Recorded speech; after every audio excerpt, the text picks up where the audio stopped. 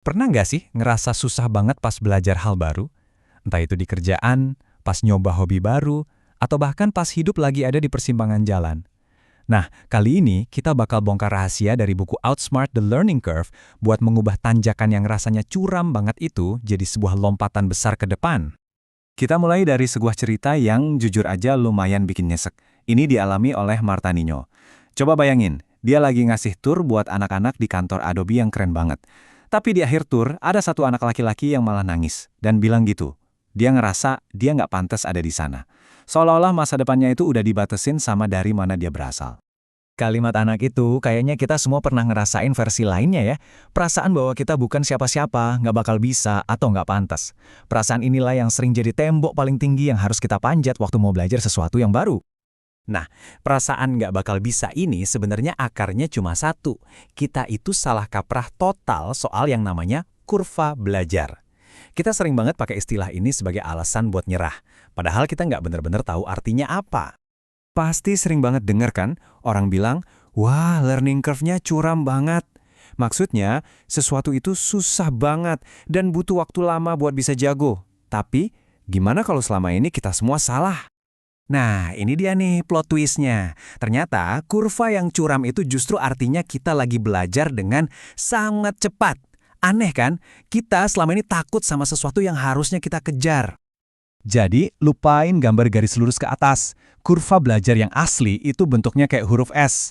Gini deh, kita bedah satu-satu. Awalnya ada bagian bergelombang. Nah, disinilah musuh utamanya. Waktu kita ngerasa frustrasi, bingung, dan pengen nyerah. Tapi, kalau kita bisa bertahan, kita bakal nemuin titik belok, momen aha pas semuanya mulai nyambung. Dan setelah itu, baru deh kita masuk ke bagian paling curam, di mana kemajuan kita melesat kencang banget. Oke, tapi sebelum kita naklukin kurva belajar, ada pertanyaan yang jauh lebih penting. Kurva yang mana yang mau kita naikin? Kuncinya adalah nemuin apa yang disebut penulis sebagai kilau atau glimmer kita. Kilau ini bukan soal rencana hidup yang besar dan matang. Anggap aja ini kayak percikan api. Sebuah ketertarikan yang kuat, tapi kadang misterius. Ke arah sesuatu yang rasanya penting buat kamu. Ini bukan jawaban akhir, tapi ini petunjuk awalnya. Terus, gimana caranya ngubah percikan tadi jadi sesuatu yang lebih gede, kayak tujuan hidup gitu? Seorang seniman bernama Helen Wells punya cara yang simpel banget. Katanya, titik paling pas itu ada di pertemuan tiga lingkaran ini. Apa yang kita suka, apa yang bisa jadi duit, dan apa yang beneran bermanfaat buat orang lain. Tentu saja, kita semua tahu, hidup nggak sesederhana itu. Pertanyaan dari Isabel Cardoso ini kayaknya mewakili kita semua deh. Selalu ada tarik ulur antara ngikutin kata hati dan, ya, bayar tagihan. Jadi gimana dong solusinya? Jawabannya mungkin ada di cara kita ngambil keputusan. Ada dua tipe orang, coba deh lihat tabel ini. Kamu yang mana? Pertama, ada maximizer. Mereka ini tipe perfeksionis, yang selalu nyari pilihan terbaik dari semua pilihan.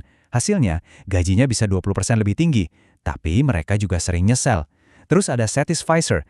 Mereka nyari yang cukup baik aja, dan hasilnya, mereka 8% lebih bahagia sama pekerjaannya dan lebih puas. Jadi, pelajarannya apa? Mungkin buat nemuin kilau kita, lebih baik kita jadi satisficer. Coba banyak hal, jangan stuck nyari satu yang sempurna. Oke, anggaplah kita udah nemu kilaunya nih. Sekarang, gimana caranya ngelewatin bagian bergelombang yang bikin frustrasi itu secepat mungkin? Tenang, ada beberapa jalan pintas yang cerdas. Salah satu cara paling keren itu adalah dengan nyolong ide dari dunia teknologi, yaitu A/B testing. Sederhananya gini, anggap aja hidup kamu itu sebuah eksperimen. Kalau ada masalah, coba deh dua pendekatan yang beda, terus lihat mana yang hasilnya lebih bagus. Contohnya Jeremy Schifeling. Dia guru TK baru yang ngerasa gagal total. Teori A-nya bikin kelas jadi super seru dan penuh permainan. Hasilnya kacau balau. Karena frustrasi, dia coba teori B. Ide gila yang kebalikannya. Pakai metode Socrates yang super kaku dan terstruktur. Hasilnya, di luar dugaan, anak-anak malah suka dan berkembang pesat. Ini bukti kalau kadang jawaban terbaik itu datang dari ide yang paling nggak kita duga. Cara lain, bikin grup mastermind kamu sendiri. Ini kayak yang dilakuin Jason Lee buat sukses di bisnis properti. Anggap aja ini kayak punya dewan penasihat pribadi yang isinya teman-teman kamu. Kamu bisa dapat sudut pandang baru, curhat tanpa takut dihakimi, dan yang paling penting, ada yang ngingetin kamu sama target-targetmu. Oke, strategi udah. Tapi semua itu percuma kalau mental kita nggak kuat. Jadi sekarang kita bahas soal perang yang ada di dalam kepala kita. Gimana caranya punya pola pikir yang benar buat terus maju pas lagi susah-susahnya.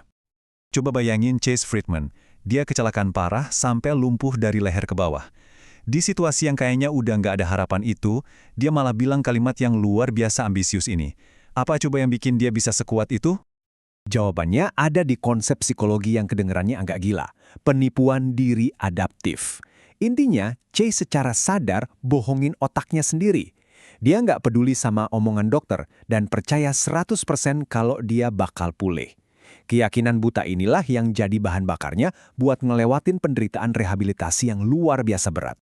Mental yang kuat juga artinya punya daya tahan. Coba lihat perjuangan Dr. Jason Christie. Dia peneliti hebat, tapi proposal risetnya ditolak.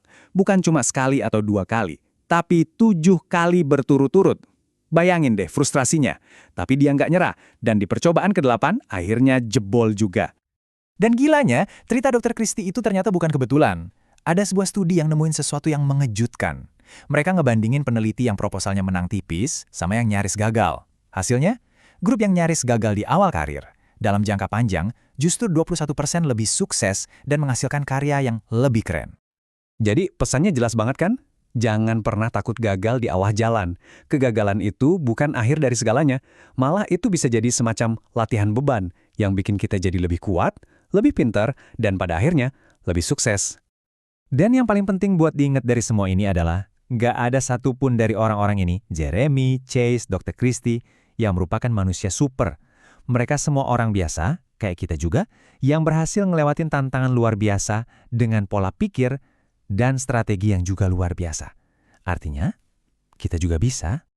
Setiap perjalanan belajar itu pasti ada bagian yang bergelombang dan susah.